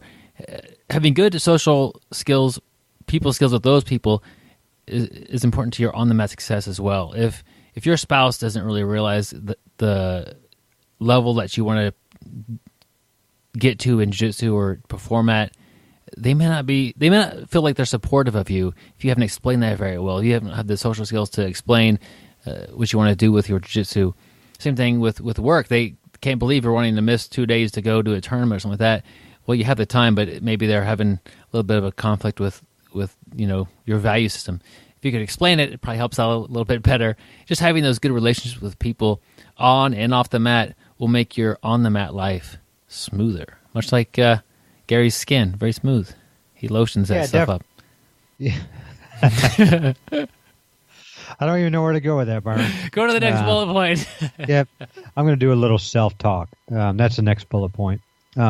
Successful athletes, will talk to themselves. They will, whenever they're having running into a hurdle, they're going to use realistic, positive self-talk. They're going to, as we're feeling down, say, hey, this is easy. I can get through this. I'm going to get past this. And, one thing that I've started doing, well, I guess I've been doing it for a couple of years is, I don't really know if it helps or not, but I think it puts me in a good mood when I wake up every morning. I say, hey, this is going to be a great day. I just say it out loud as I wake up. And, I don't have any studies that prove it, but I do think just by starting my day off with a positive self-talk, that it's putting my mental capacity to have a good day. So it's something that I really think has helped me, and but definitely self-talk. Put yourself in a good mood and talk yourself out of bad moods will take you a long way. Yeah, and there's a lot to this article. They have a pyramid explaining where these fit in and what kind of skills they are, and levels, and they rank them. And I want to do one more on my side, and maybe Gary has another one he's talking about. But the skill, they have it ranked here as number 8, dealing effectively with emotions. And then that's being able to accept the emotions of excitement, anger, disappointment, and all these things, and being able to use those or to alter them is a big deal. And it may not be a big deal at any one event, but long term, being able to deal with those properly, like being able to deal with a disappointment properly and move on, and maybe even use that as motivation later on, or just to make that a learning experience, that's a pretty big deal long-term to your success. If every time you're at a tournament, or maybe you're wanting to perform really well, and your emotions get carried away and you get super nervous and you can't control yourself and you don't perform well, you have to learn how to control that and maybe change that nervous energy into excitement. I don't know, there's a lot going on with being able to control your emotions and being able to use them or to deal with your emotions. I think that we can learn a lot from this article. Yep, and the very last one they have, number 9, kind of deals with emotions, as Byron was saying, but concentration. And, that's basically paying attention, maintaining your focus, resist distractions. And, it's crazy that, I guess it's not crazy, but one of the things I've probably been most proud of, especially with my son, is when I watch him at practice, from wrestling to basketball or whatever sport he's playing, is it seems like, he always pays attention to the coach. He's not goofing around like some of the other kids. And your coach there, Byron, Jake Fox, he does Jake's conditioning class every summer. And the thing I'm probably most proud of is not how fast Connor runs or how high Connor jumps, but when Jake tells me that Connor pays attention, is very respectful, and is easily coachable. Those are the things I like to hear. And, that's probably like the biggest compliment as a father I've received, hearing that from Jake. And it's, concentration is the key. It's going to help you, you're staying on task. You're learning what's put in front of you. You're doing what's put in front of you, and you're getting better. So definitely stay on task, maintain focus and resist distractions. Yeah, that ability to concentrate is huge for athletes, and they have a bunch of other things that concentrating in all these performance situations will be good for, like job interviews. You get a similar feeling and a similar nervousness or anxiety, whatever, getting to step on the mat to compete or to do a job interview. You want to perform well, and it's dealing with those emotions and that, trying to get your body to not mess up and try to get your brain to perform smoothly like Gary's skin. All these things are coming together. It could be taking a test or giving a speech or, testifying in court like Gary has to do all the time. I don't know. They list some stuff here, and that's just a few of them. But being able to, getting yourself to perform well is a pretty big deal. And I think we can learn a lot of that skill in jiu-jitsu, and that's really cool. Byron, oh man, I forgot where we're at. I don't know what we're doing here. I've guess I've been a little distracted. That's true. Yep. Social media. Definitely check out BjjBrick. We're all over social media. Facebook is our big one there. Check us out at Facebook. Our email is bjjbrick@gmail.com. Check us out on our ever-growing YouTube channel. Tell all your friends about our YouTube channel. Tell all your friends about our podcast. We really appreciate it. Each and every time somebody mentions that, hey, my buddy Junior told me to listen to this show or check out your Facebook page. So we really appreciate it. Yep, and I do appreciate all of our Patreon supporters. I'm going to try to run down the list here. Just for fun. Greg, Tim, Rob, Sean, Brad, Mark, Mindy, David, Spencer, Nathan, and Craig, and Gudrun. Thank you so much, guys. That is our team of Patreon supporters. It's not a list of a million names. That's crazy, though. We used to have 2 Patreon supporters. Yeah, well, we've been on Patreon for well over a year. But that's every person counts. Yes. It doesn't matter if it's 1 or 100. It's we're so appreciative of each and every one of those people who've helped keep the show afloat. This group of people has literally saved the show at least once, and they are helping to make the show more than just a weekly thing. And we'll get to that maybe in a few weeks as we have further developments with our friend Joe. But that's a really cool idea that just the money from that is helping to create. So thank you so much, Patreon supporters, for your continued support. If you want to be one, there's a video in the show notes are on the website that you can go check out. I explained how Patreon works. Most of the people are kicking us $1 an episode. It's making huge differences. It's not like there's 1,000 of us out there. A small handful, another small handful, or even just one or two more can make a huge difference in the success of this podcast. Yep. What Byron was saying, it saved the show once. We were hacked one time with a little bit of pornographic material, and without the support of our Patreon supporters, we would have never been able to afford to get the show back on the road. Yeah. But the crazy thing is, who would hack a jiu-jitsu site? Like, those are, your arms could get broken. You could get put to sleep. Your meniscus could get torn. It's never a good thing to mess with MMA sites, boxing sites, wrestling sites, jiu-jitsu sites. You don't know who you're messing with. And Byron is a pretty tough guy, so you better watch out if anybody tries to mess with us. Well, honestly, when that the big hacking thing came about, it was more. It was, there was two sides of it. It was financial. It was a chunk of change to fix the website, and Patreon stepped up and did that. Just having the supporters there, and then part of it was just like, I guess, looking at the article, was it like emotional? Like, it was super disappointing to work so hard on something for many years, and then you go to the website and it's like, oh, that's what's happening at the website. It's like, are you serious? Like, it's just all just taken away, and so it was like hurtful and disappointing, and then to have these people that are like, we believe in what you're doing. Here's we're willing to support you on this. It was not just financially supportive, but emotionally supportive as well as them being part of the team. And then when we looked at our website hits, then we even got more excited because we got twice as many hits during that week. So kind of worked out pretty good. Yeah, but I asked Gary, and he didn't want to continue down that route. Oh, man.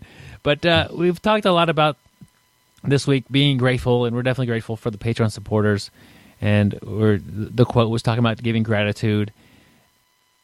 It's almost the end of the year here, guys, and we're looking for a coach of the year and a blog of the year, jiu-jitsu-related blog of the year.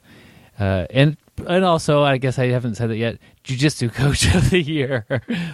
But we're not looking for necessarily a coach like Craig Jones. We're looking for your coach.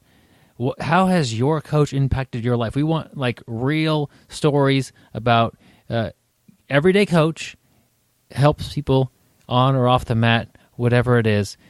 Tell us your story. Write up a little essay. This is an essay contest. And tell us why this person is important to you, your community, what they're doing to make changes and help people. That's what we want. We're not looking for, if we wanted just the biggest names in the sport, we would just award the biggest names in the sport the award and be done with it. But we want to find out your coach. We want to learn about what's happening at locally with you. You got to tell us. We can't find out everybody. So that's really what we're looking for. Also with blog of the year, if someone's got a cool website that's been motivating to you, it's really meant a lot, it's been impactful, tell us why. Send us the link for sure, but you need to tell us how this has helped you stay training or help you get better at jiu-jitsu, or they've been real responsive and helpful, with any questions you've had, whatever. If you have a website or blog that you like to frequent and they've been super helpful or it means a lot to you, whatever it means, let us know. Type up a little essay and tell us why they deserve to get the BjjBrick blog of the year. Last year, we just had the coach of the year. We're experimenting a little bit with the blog thing. We made up a nice little plaque and did an article and had the coach of the year on the podcast. Really cool. Hoping to do that again this year. Byron, what would be your maybe blog of the year? Something that has there been a blog or a website that has really helped you out this year? Man, that's a tough question. Yeah. I can't think of it. Sorry for putting, yeah. No, I'm thinking. Is there one for you, Gary? For me, this year, somehow I came, I don't know if they have a website, but I've been checking out their Facebook page, but GMB Fitness. And it's kind of like a mobility, stretching, website that is, I've incorporated some of the moves. I've read some of their articles, and, it's kind of really helped me for, what I consider longevity for jiu-jitsu, trying to stay healthy. And, that website is, a Facebook site that I go to. They probably do have a website, but that's really, really something that I've really taken to this year and has really helped me. And I don't know how, it's not like somebody recommended it to me. I must have saw it in my feed one day and really liked the article I read, and just went to the page, and next thing you know, I'm on there, 3 times a week checking out articles and videos. So that's definitely helped me out. It was GM, as in Mataleon? Okay. Yep. Gary, Mike Byron. Yeah. Saturday morning crew. Yeah. This isn't Mike's website, though, is it? No. No, it's not. Yeah, I mean, to be honest, I don't know anybody on the website. I'm not just saying that because, it's somebody I know. It's I have no clue where they're from or anything of that sort. But it's definitely helped me out. So what Gary would do if he wanted to give these people like a big thank you is to type up a couple of paragraphs about why GMB's website or their Facebook page is really impacting him, and it would be considered for the spot. And so if it gets it, we would get a hold of him. Hey, thanks, guys. You did a great job. You were recommended by Gary, and bada boom, bada bing. It's giving thanks to people. Yeah, definitely. I like that, giving thanks to people. That's what this show's all been about, that, giving thanks to people. And giving a audiobook that Gary has to give out here. It's really not the whole book, but it's just part of it. This is the part of the show when I surprise Gary with a title of an audiobook, and he quickly comes up with some content on the spot and delivers something that we all want to hear more of. Yeah, and this is a time, going back to our 9 mental skills. Byron, on our uncluttered outline, basically didn't say we were going to have one. Yeah, I know. I did it. So he had a throwback mat tail. So he is trying to fluster me, but I will not let that happen because I read the article at sportspsych.org. Stay cool, Gary, and smooth. I'm cool. I know you'll be smooth. Oh, yeah, with all that lotion I use. Gary's audiobook is titled Salsa and BJJ. How my dancing often gets me into fights. I don't know what's going on here, Gary. This seems like a bit of an odd book. Your salsa dancing career started off pretty good, but there's definitely some viral footage out there of you just ripping it up on the dance floor, no-gi style.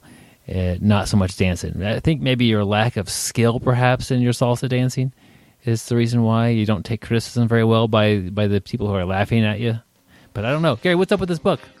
Well, first of all, as you know, I'm a big dancer. I've won dance contests before, and salsa dancing is something I have taken up here recently. I figured I like salsa with my chips, so why wouldn't I like salsa dancing?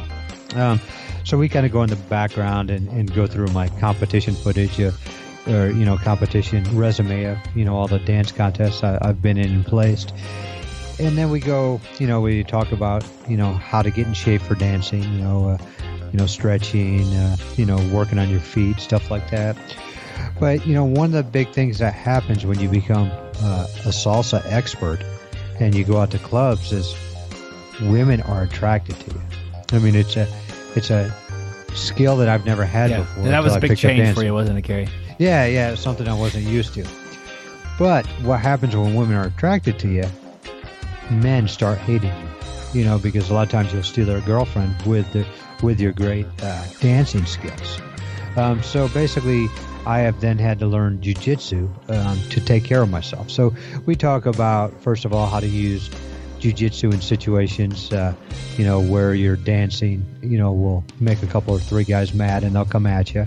So, we'll go through a couple chapters of that. But another thing is not just salsa dancing, but any type of dancing will definitely help, with guard passing, takedowns, and stuff of that sort. So, we go through that also, and there's Byron had actually put out a video before, and it's kind of based off my salsa dancing. It's, standing guard passing. And I know Byron has put that up on our website before, but, that's another one that really worked well. Incorporating these dance drills will make you a better guard passer. So maybe I could get Byron to revisit that and put that BJJ black belt guard passing skills video back up on the website. Yeah, I need to get that recirculated. That's one of Gary's favorite videos. Yeah, I've brought it up a couple times. See, I mean, I really like that. It's like people from the 1980s doing a weird dance. Put to some funny I tell music. you, the last time you put that up there, one of my training partners basically sent me a text, and he's like, "What did I just watch?" And when you can get emotions like that, people to comment with such feelings like that, you did it right. And Byron, you did it right. Byron's actually the guy with the beard. He's kind of leading the thing. So I'd have been 8 at the time, but okay. So when you do watch it, make sure you know that Byron's in there. I couldn't be in that video. I was off that day. Yes, he was busy learning how to dance. Yes. This was for the advanced class. Yeah. Yep. Gary, you mentioned throwback Mat Tails. Let's do it anyway. I'll throw it in right here. This is Mat Tails. We bring you amazing jiu-jitsu stories. The stories might be funny, unfortunate. It could be about an epic fail or an epic win. So sit back, my friend, relax, dry off your sweat from rolling, and enjoy Mat Tails.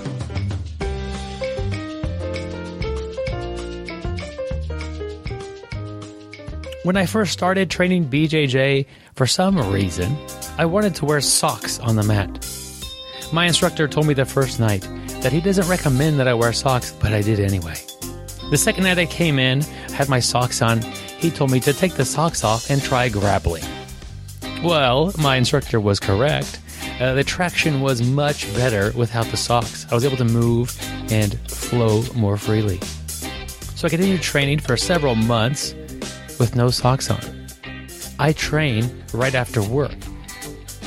One morning, when I was in a bit of a hurry to get to work, I ended up just grabbing my gym shorts out of the dryer and threw them into my gym bag so they'd be ready for me that evening.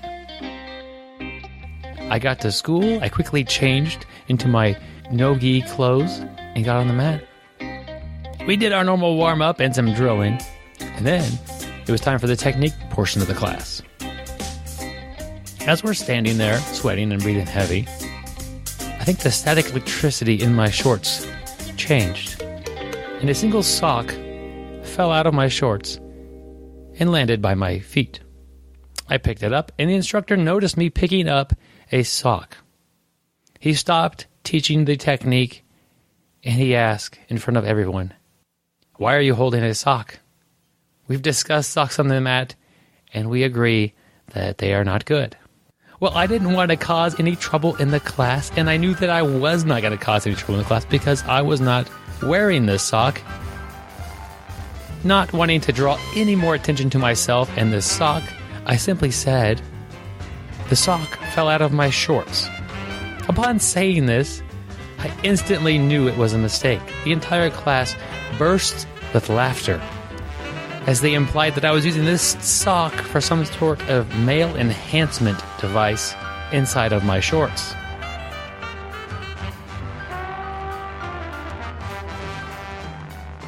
Well, this was very embarrassing, and they all had good fun at kind of poking at me for the rest of the day, which turned into the rest of the week, and it continued on for the month.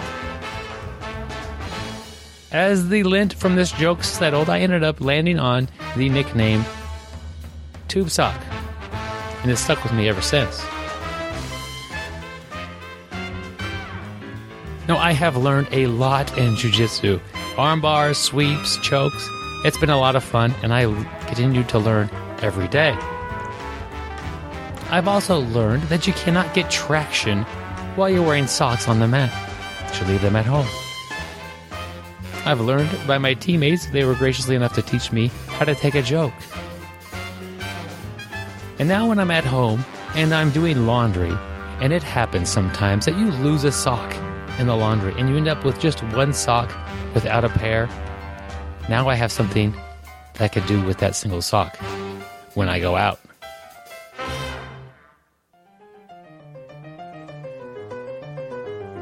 This has been Mat Tails. Some of the names and places may have changed. We may in fact have taken some creative liberties with the story. In order to keep Mat Tails going, we need more tales.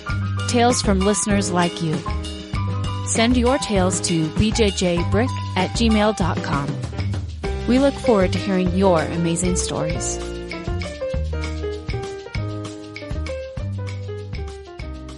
And that was a throwback Matt Tales. We need more stories from our listeners. Crazy jiu-jitsu stories. Send them in. BjjBrick@gmail.com. I'll make a story like that out of what you send us. Hopefully. Haven't been able to use them all, but we're getting a few in, and we're hoping to get another kind of series of these lined up again. Yeah, I mean, the Mad Tales, they're actually funny. I mean, if you have a dojo storm, you have a dojo storm go wrong, you participate in a dojo storm, let us know. Let us know any of this stuff. These things are funny. Gary just wants the dojo storms. That's what his thing is. He loves them. No, I say no to dojo storms. That's true. Yep. I say yes to next week, my friend. What do we have next week? Braulio Estima on the podcast for the first time. You've got to be kidding me. I am totally serial right now, Gary. Awesome. Can't wait. If you find yourself, for whatever reason, in the area of Wichita, Kansas, let us know if you want to train. BjjBrick@gmail.com or hit us up on the Facebook page. We'll be happy to try to get some mat time with you. We love rolling with you guys when it is possible, and that's one of the easier ways to do it when you guys travel. When we travel, we'll try to find you as well, but the odds of us coming to where you are a little bit less. I don't know. It happens too. So what we should do is when we're getting ready to go on vacation, we should say, hey, we're going to be in so-and-so. If anybody's out there, send us a email, and we'll try to get together when we're out there.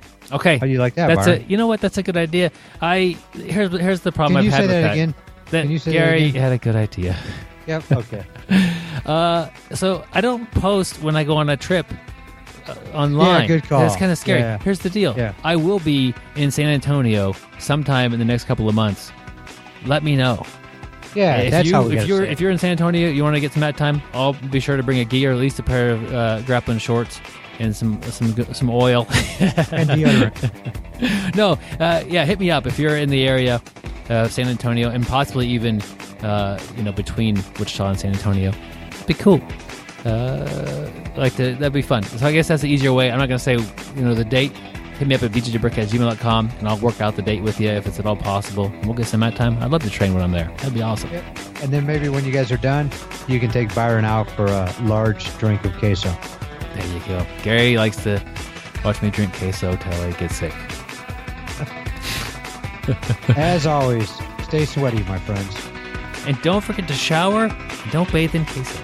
Never bathe in queso. Unless you've showered. Thank you for listening. I hope you find the time today to roll. After all, the best way to get better at Brazilian Jiu-Jitsu is to do Brazilian Jiu-Jitsu.